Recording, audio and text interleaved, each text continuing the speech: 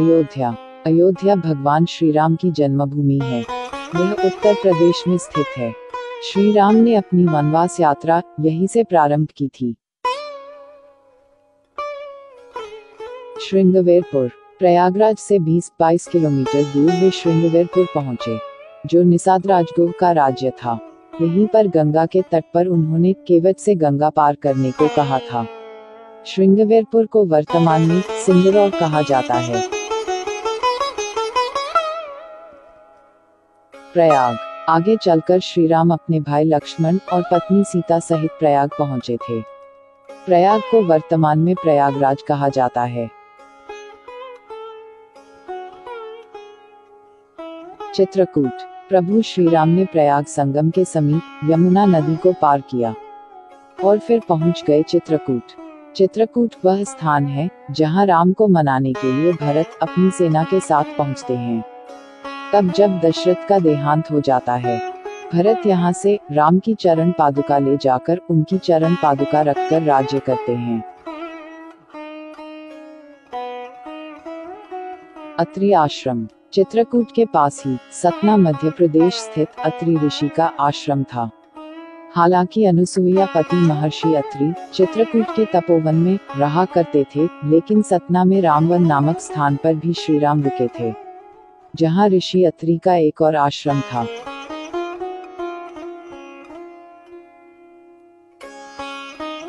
दंडकारण्य। चित्रकूट से निकलकर श्री राम घने वन में पहुंच गए। असल में यही था उनका वनवास। इस वन को उस काल में दंडकारण्य कहा जाता था।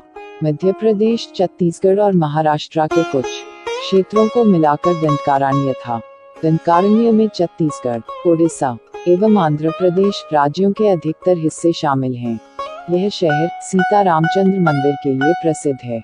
स्थानीय मान्यता के मुताबिक दंडकारण्य के आकाश में ही रावण और जटायु का युद्ध हुआ था और जटायु के कुछ अंक दंडकारण्य में आ गिरे थे। ऐसा माना जाता है कि दुनिया भर में सिर्फ यहीं पर जटायु का एकमात्र मंदिर है।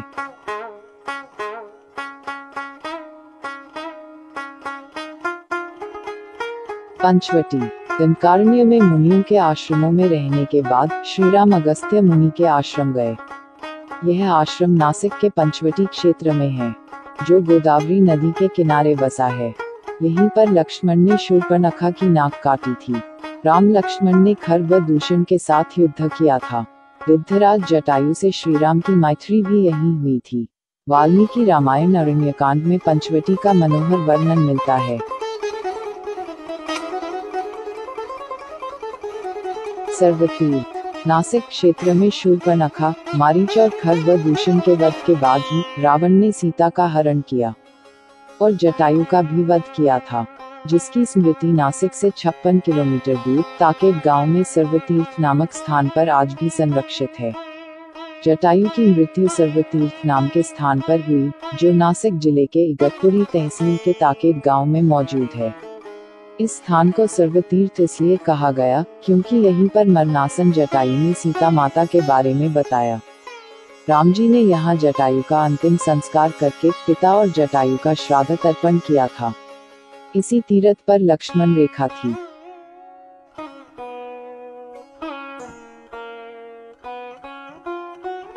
पर्णशाला। पर्णशाला आंध्र प्रदेश में खम्माम जिले के भद्राचलम में स्थित है। पर्णशाला गोदावरी नदी के तट पर स्थित है। मान्यता है कि यही वह स्थान है जहां से सीता जी का हरण हुआ था। हालांकि कुछ मानते हैं कि इस स्थान पर रावण ने अपना विमान उतारा था। इस स्थल से ही रावण ने सीता को पुष्पक विमान में बिठाया था, यानी सीता जी ने धरती यहाँ छोड़ी थी। इसी से वास्तविक हरण का स्थल यह माना जाता है। यहाँ पर राम सीता का प्राचीन मंदिर है।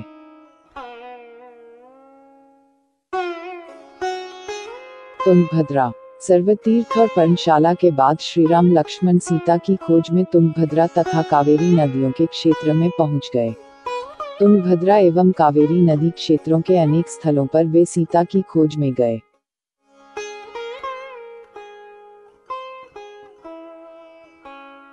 शबरी का आश्रम। तुंगभद्रा और कावेरी नदी को पार करते हुए राम और लक्ष्मण चले सीता की खोज में।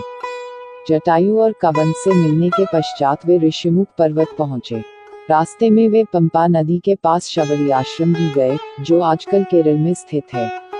शबरी जाति से भीलनी थी और उनका नाम था श्रमणा। पंपा तुंगभद्रा नदी का पुराना नाम है। इसी नदी के किनारे पर हम्पी बसा हुआ है। पौराणिक ग्रंथ रामायण में हम्पी का उल्लेख वानर राज्य किष्किंधा की राजधानी के तौर पर किया गया है। केरल का प्रसिद्ध सबरीमलय मंदिर तीर्थ इसी नदी के तट पर स्थित है।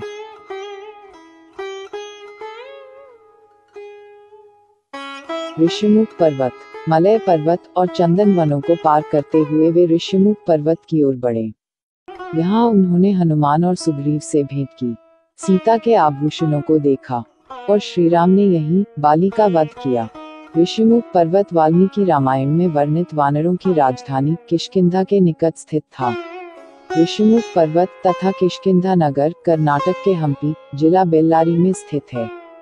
पास की पहाड़ी को मतंग पर्वत माना जाता है। इसी पर्वत पर मतंग ऋषि का आश्रम था, जो हनुमान जी के गुरु थे।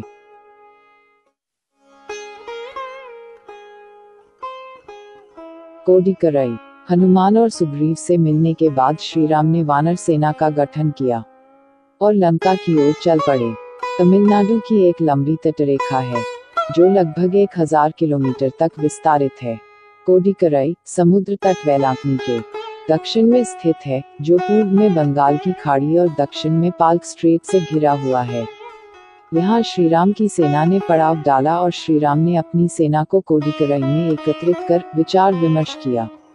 लेकिन राम की सेना ने उस स्थान के सर्वेक्षण के बाद जाना कि यहाँ से समुद्र को पार नहीं किया जा सकता और यह स्थान पुल बनाने के लिए उचित भी नहीं है। तब श्रीराम की सेना ने रामेश्वरम की ओर कूच किया।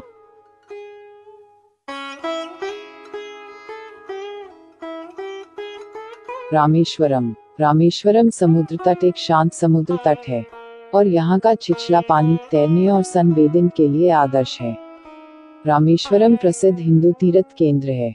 महाकाव्य रामायण के अनुसार भगवान श्रीराम ने लंका पर चढ़ाई करने के पहले यहाँ भगवान शिव की पूजा की थी। रामेश्वरम का शिवलिंग श्रीराम द्वारा स्थापित शिवलिंग है।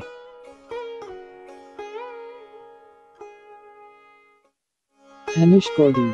वाल्मीकि के अनुसार 3 दिन की खोजबीन के बाद श्रीराम ने रामेश्वरम के आगे समुद्र में वह स्थान ढूंढ निकाला जहां से आसानी से श्रीलंका पहुंचा जा सकता हो। उन्होंने नल और नील की मदद से उक्त स्थान से लंका तक का पुनर्निर्माण करने का फैसला लिया। धनुषकोडी भारत के तमिलनाडु राज्य के पूर्वी तट पर रामेश्वरम द्वीप के दक्षिणी किनारे पर स्थित एक गांव है। यह पंबन के दक्षिण पूर्व में स्थित है। यह श्रीलंका में तलैमनार से करीब 18 मील पश्चिम में है।